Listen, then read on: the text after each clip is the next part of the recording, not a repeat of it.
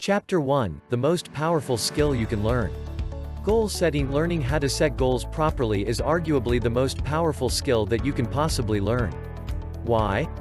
Because it will allow you to then accomplish a huge range of other goals. When you know how to set goals, it allows you to effectively work toward anything. This is the key to unlocking pretty much everything you could want from life. So ironically, the first goal you should focus on is the goal of setting goals. And until now, you've probably been doing it all wrong. The problem with your current goals: how can a goal be wrong? Sure, any objective is a worthwhile one, but the way that you phrase your goals and structure them is going to massively change your likelihood of finding success. Let's take weight loss as an example because it's one of the more straightforward goals that is easiest to implement. When you set out to lose weight, you should start with a concrete goal. And for most people this will look something like this: lose 2 stone by next year. This is a terrible goal. Why? First of all, it is far too vague. How are you losing weight? Weight from where? Why do you want to lose the weight? What do you actually want to look like? At the same time, it's out of your control. Even if you are completely committed to your goal, you may find that outside forces prevent you from being successful.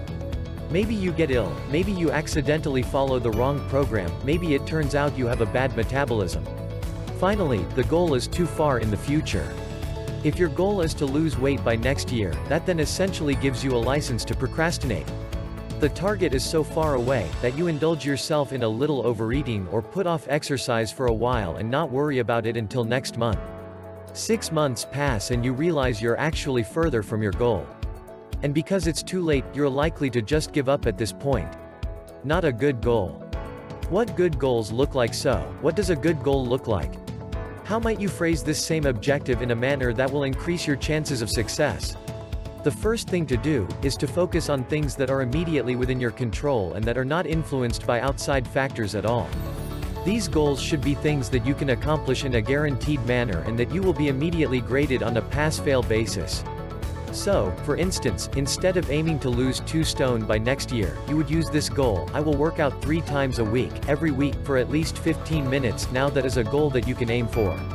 Regardless of your metabolism, or of injury, or of any other outside factor, this is a goal that you can accomplish. It also means you can't put off the goal, and it means you'll never reach that disappointing point where you can no longer stand any chance of completing it. At any point in your life, there is no reason that you can't set out to accomplish this goal and expect to be successful. But by focusing on this small short-term goal, you will then find that the long-term goal of losing the weight takes care of itself. How to formulate your goals? But that doesn't mean that any short-term goal that is binary in nature is going to cut it. First of all, you need to know what you want and make sure that the goal you are setting for yourself is going to help you get there. You need your goals to be intrinsically motivating, and that means that you have to feel truly passionate about them.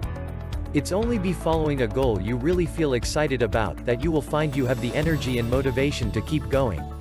Working out for 15 minutes a day is an effective goal because it is sure to take you closer to your broader goal of losing weight.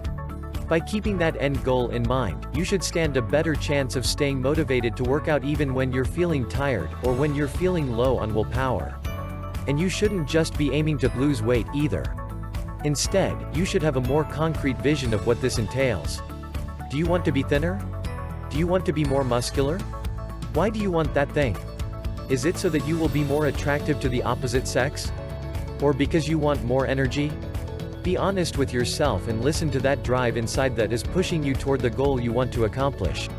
If your goal is to make money, then try to focus on what the emotional hook is that is making you want that money. It likely boils down to more than cash. Maybe it's status you really want? Power? Confidence? Freedom? Only by really understanding the true nature of your own dreams can you A. take the fastest route to accomplishing them, and B. maintain the drive and motivation you're going to need to get there. This is going to require some soul searching.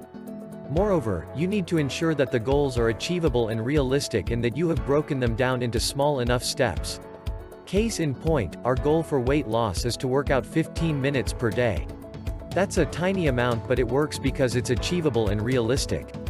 If you make your goal harder, such as working out for an hour a day, then you're going to find you're quickly disappointed when you can't find the time or the energy. You'll put off the exercise and make excuses. The best part about training for just 15 minutes is that once you start, you'll often find you go for longer. Put it this way, it's much better to have a small, easy-to-accomplish goal and stick with it than it is to have a massive, life-changing goal that you can't manage. But of course, if you're making your goals smaller, that means that it will take you longer to reach the eventual destination you're gunning for. This is not a problem, this is just another thing you need to accept if you want to accomplish anything. Things worth having taken time. Take small steady steps and enjoy the journey.